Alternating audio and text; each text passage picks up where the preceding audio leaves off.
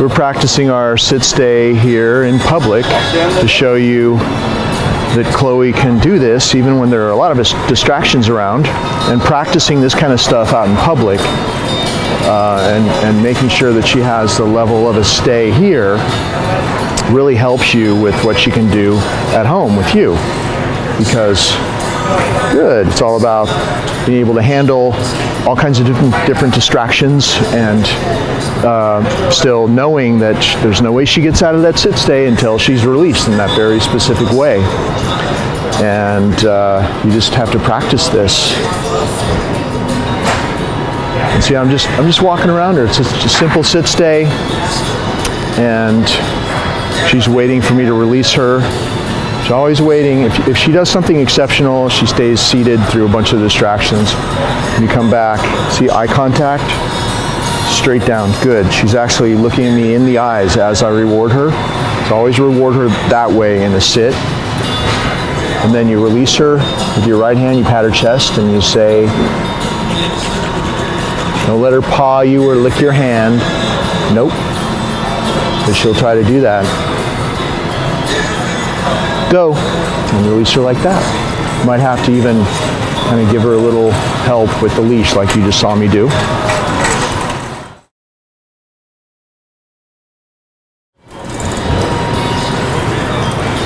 Down.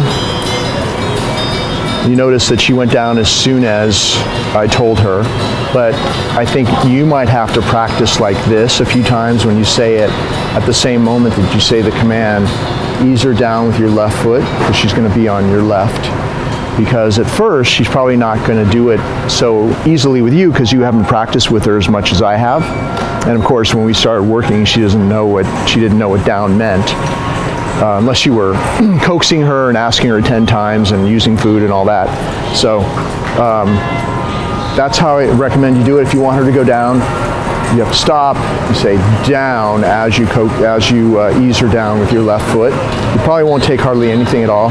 Go to your right, that way. Show what's going on there. See the kids and the people. Make sure you show everybody walking past. She's doing really well. She's actually looking at me. Good.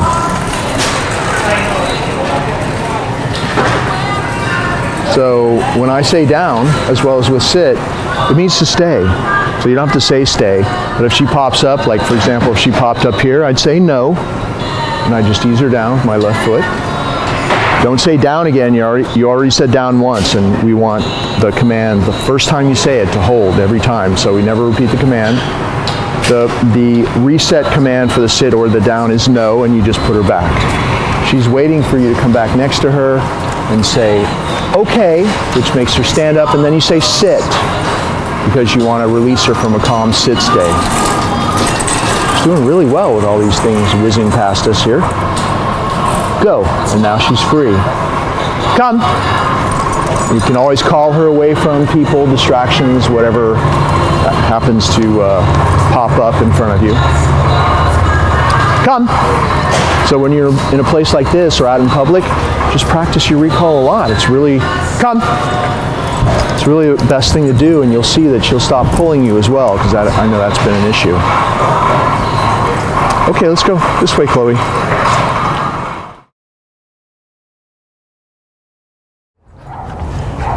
We're showing you this greeting routine that we practice with Chloe with a lot of people. I walked her up to this person and stepped away from her, handed him a treat, and now we're going to pat her chest and say, go say hi and give her the treat. Go ahead and just get down there like that so she sees that you have it. Chloe. There you go, and then pet her with your other hand. Good, I'm going to say come. Good. See how I called her back to come to me? I stepped into her, had her sit.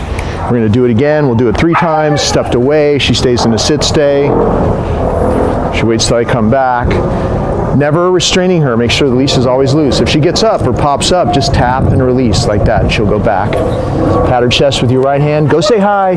Treat. Pet her with the other hand to me. Treat. Pet her. There you go. Come.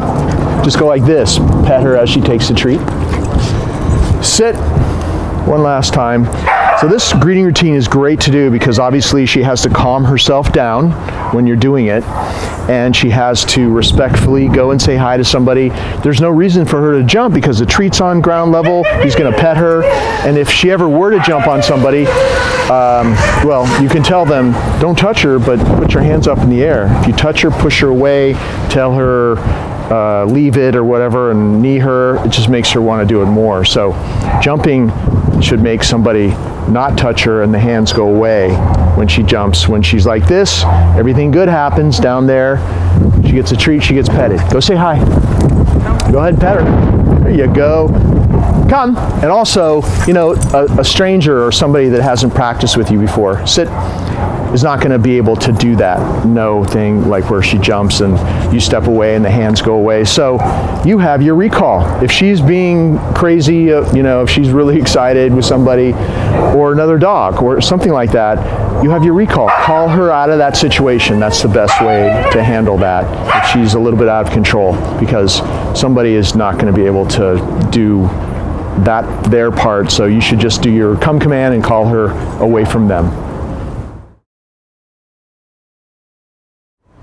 Sit. Always make sure that you have her do a real sit stay before you send her onto the mat. So I walked her up to the mat, got the leash, it's loose. If she tries to go before you allow her to go, you just tap it like that and say no. She waits until with your right hand you lean over like this and say go to your mat. You walk over with her and you say down. Good. And then you stand in front of her, hold the leash with your left hand, and your right hand does the rewarding. Good. And I really want you to practice just this for a while. Just get her to be calm, stay in a downstay. Good. Make sure that she accepts the reward like that, respectfully. She waits until you set it there and withdraw, and she takes it off the mat. So if she's trying to touch your hand, let's see if she'll try to, nope. She comes near your hand like that, you pull back and say no. Good. See how well that works?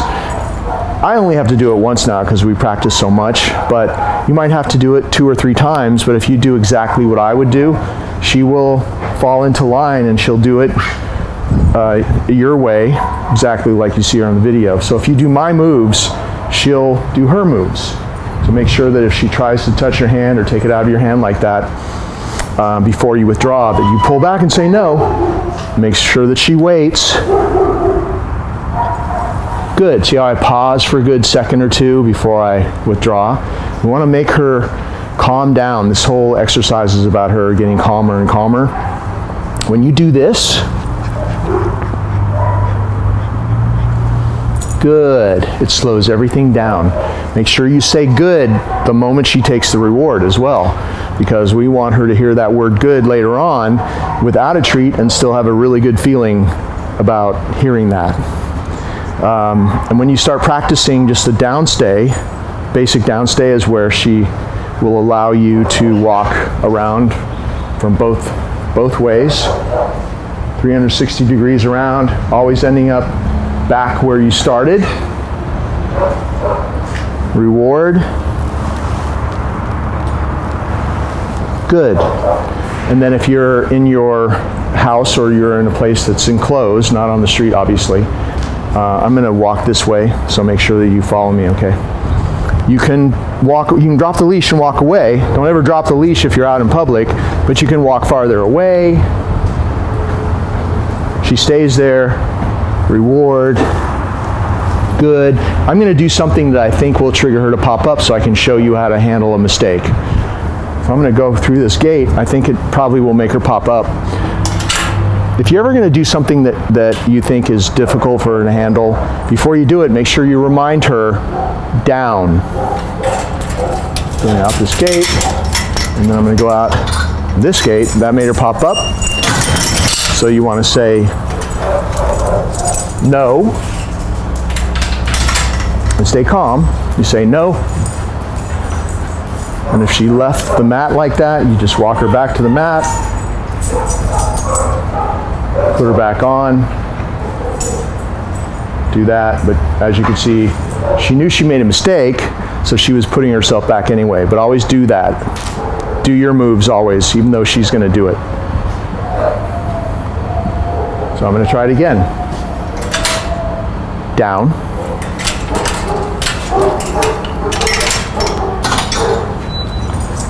So this is a problem, right? So this is something that we never practiced at this particular gait. So you're going to put her back, and I'm going to show you how to work through something that's hard for her to do. Same thing. See how I walk her back and I put myself, as we're walking this way, I put myself between her and the mat, because if you go around that side and the mat's on her side, she's going to pull to go over there. But this way, your body's blocking her so she can't go back to the mat, and then you do a left turn, and she walks straight onto the mat. Down. So I said down that time because if you haven't said it for a while, it's okay to, when you reset her, to put her back. But in general, you know that we only say the command one time, most of the times. And that one time that we said down has to hold for the next 5 minutes or so, unless we're practicing something she's never done before, in which case, temporarily, until she gets this thing right here, we're going to remind her what to keep doing while we do it. And then once she has a success, we don't have to remind her anymore. We're just using that reminder down for the next big challenge, that whatever it is that we find. So I'm just going to start with this, down, and doing this gait here. Nope. So she pops up, you say no. And this time, though, she didn't leave the mat. So you stand on the leash to put her back.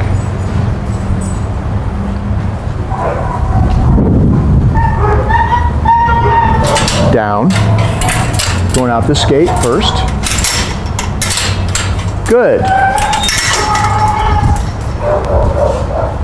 She gets a reward for that. I'm going to sort of nudge her back here because she's sort of crowding the front of the mat. So she's back, now she's back where she should be. Good. So she stayed there till I came back. And I'm just breaking up this whole little thing into little sections and doing a little bit more each time. Down. I'm going to stay here, but I'm going to open the gate. So see how she stayed there? Oh, you see how she just put herself back? And you're showing her, right? Good. So you see how she almost got up, she stopped herself. That means she's thinking. Good. For catching herself and putting herself back, gave her a big reward. Down. Opening this gate. Nope.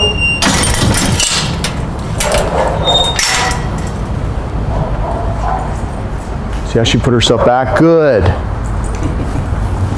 Good. She's trying really hard, as you can see. She's just having problems with focusing with me leaving the yard. Down. Opening that gate. See how she's not getting up? So we've opened that gate the whole way. So to her, obviously, me leaving is something that excites her. She doesn't want me to go, or she wants to come with me, but she has to express herself. So do you see how she stayed there, though? That was really good, because I've never practiced this with her before. Good. And when you're doing this, make sure every time you go back to her that you do slow everything down and make sure that you don't throw the food down, you don't rush it, that you, every time you give her the reward, it's a calm kind of interaction there with the food reward. We're going to do this one more time so we can show you 2 successes in a row. Down. Out the first gate. Open the second gate.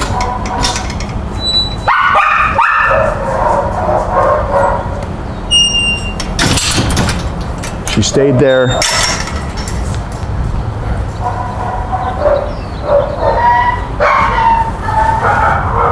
Good. She's very vocal, as you know, and so getting her to stay down like that is, that's the first step.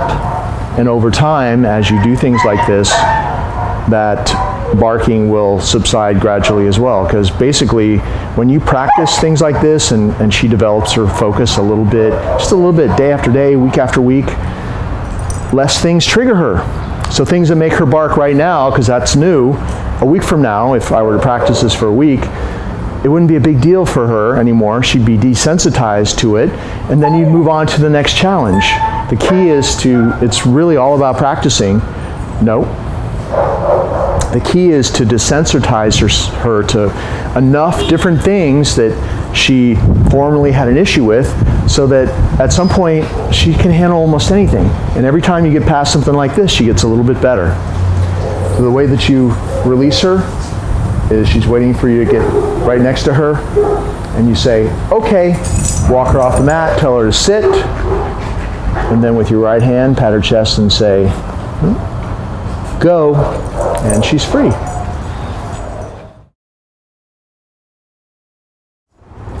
Sit. So we always walk her up to the crate. We have her sit first, and this is a training exercise actually, because she has to wait on a loose leash. See, I'm not restraining her. And I open the door. If she pops up like that, I close the door, and I see how I tapped her and she went back. She waits until I say, go. And she goes in there, turns around, she gets a nice big handful of treats, because we want her to love going in there always. And I think you're going to need to do this at your house, because very often, because the dogs aren't used to going in a crate at your house, they're not so willing to do it at first like they are here. But here, it's just been their routine since day one. They love their crates because we stuck with this program. They get a treat when they get in, when they go in there. She'll also get a treat when I go to take her out. We feed them in there. She sleeps in there, so there's blankets and whatever is really comfortable in there. Chewy bones and things that are really great, that they really like a lot, only in there. So you develop that space inside the crate as her den and the place where good things happen. So she can't wait to go in. As you can see, I had to make her stop and wait, and she even wanted to rush in there, but I kept her honest, and I tapped her and made her really wait until I patted her chest and said, go. So that's the way you want to do it every time. And when you're taking her out, we're not using any kind of special collar. She just has her regular red collar that has her tags on right now. So we don't have to put any collar on, but we do want her to wait inside, since we're controlling the boundary, until we allow her to come out. So one way to do that is just give her a treat, or you can put a couple of treats on the floor of the crate, and she's munching on that. And while she's doing that, you can just reach in, clip her up to the leash, but make sure that she doesn't hang out there. Just reinforce her waiting inside the crate by doing this, and she'll understand what that means. And you want to make sure that she really waits. So you might have to do a couple of these little token door closes like that, and she waits. And because she's waiting now, she gets a treat. And I'm going to say, okay, and she comes out. Make sure you always close this door, or else she's just going to be able to go in there and hang out at will. And this is all about controlling her access in and out of her favorite place. She is going to respect you a little bit more if you do this routine with her. You make her wait going in, make her wait going out. It really is just a piece of the puzzle, the piece of like all the other things that we're doing that fit together. And this helps her perceive you differently as maybe the person that she needs to listen to now, instead of the way she was before, as well as the down stays, the sit stays, the boundary training is super important. All these things fit together, and it's a whole complete system. So try to always do it exactly the way I just did it. You have her wait, and she really waits, not on a tight leash though, but on a loose leash where you tap her and she'll go back if she tries to jump the gun. And also make sure she waits inside that crate. And by the way, I'm practicing in a size smaller than what you're gonna have. You have an extra large crate for her. This is a large. It was extra hard for her to stay in there because her whole body fits in there. So in your extra large crate, it'll be easier for her to go farther back. So we made it extra hard for this video so you can see that it can be done and how I did it. So make sure that you're Always doing it exactly like this. And she can just stay in there for a couple times a day, maybe 20 minutes here when she's eating, 20 minutes there, half an hour here or there, chewing on her favorite bones or whatever. You don't have to have her in there for long periods of time.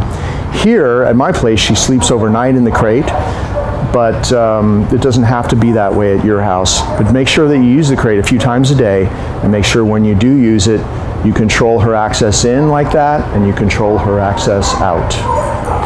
Okay. Here we go. Sit. Always have her sit at doorways, especially the front door of your house, your apartment. Step in. So she's waiting and sitting. She waits till I come back next to her. I say, okay. She walks in with me. Make sure that she doesn't rush through that boundary. I'm going to come out now as well. So I'm going to have her sit. And then I'm going to open the door. She's going to sit and wait. There's a little dog there barking at her as well, which makes it even more of a distraction. You won't have that at your place. She waited till I came back next to her. Okay. And if this is the beginning of your walk, you have to make sure, the walk starts on the inside of your front door. When you put the leash on, make sure that if she wants to go on her walk, she needs to start being calm here. So, okay, if you have to tap her a little bit to slow her down right there so she doesn't pull you through, sit, and then have her sit on the outside. You close that door. You can also do this. Okay, you're walking out like that. Okay, do a left turn like that. Grab the door and close it. Either one of those works. Maybe it's good practice to have her sit. She's in a sit stay. You go back, close the door, and she waits till you come back. And here we have a little yard to go through. We have some gates to go through, and we have a curb in front, and then we usually start the walk on the other side of the street. So we're going to show you how we do that. Sit. Now we're at the gate that leads out to the street. She always has to sit and wait. This is where she gets the most excited because it leads out into the real world, and there's a lot of stuff going on out here. So we always make sure that she stops and waits like that. We step out. She waits till I come back. See how she popped up before I released her? No. Just put her back exactly where you put her. And make sure that she does it the right way, and she has to wait until you actually release her to walk through with you. So we did it all over again because she jumped the gun. You can also tap like that if she tries to get up, and she'll go back. And then, okay, make sure she doesn't pull you through here.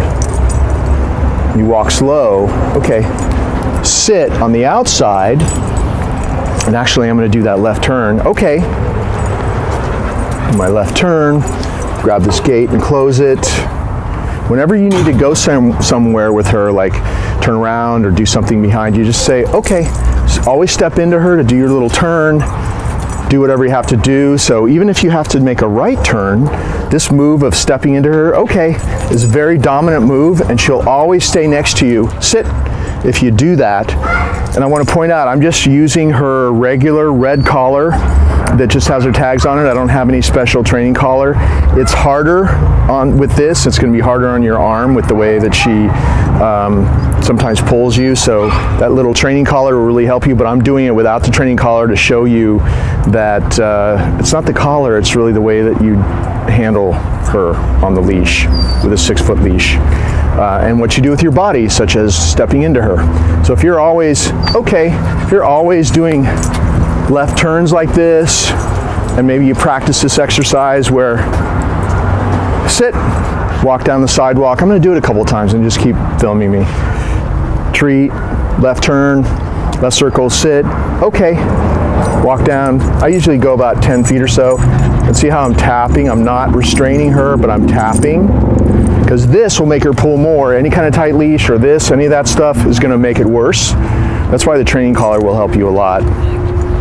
But, okay, we're tapping, and then we do another left turn, left circle, sit, eye contact, good, straight down, always reward her that way when you have her sit. I'm going to do it a couple more times, and you'll follow me, right? Okay. Let's just pretend that I walked 10 feet, another left circle, sit, good. And we're just going to do those left circles up to the curb where we're going to cross the street, okay? Okay. tap, tap, because I'm walking really slow, and this is her walk, so she's really excited.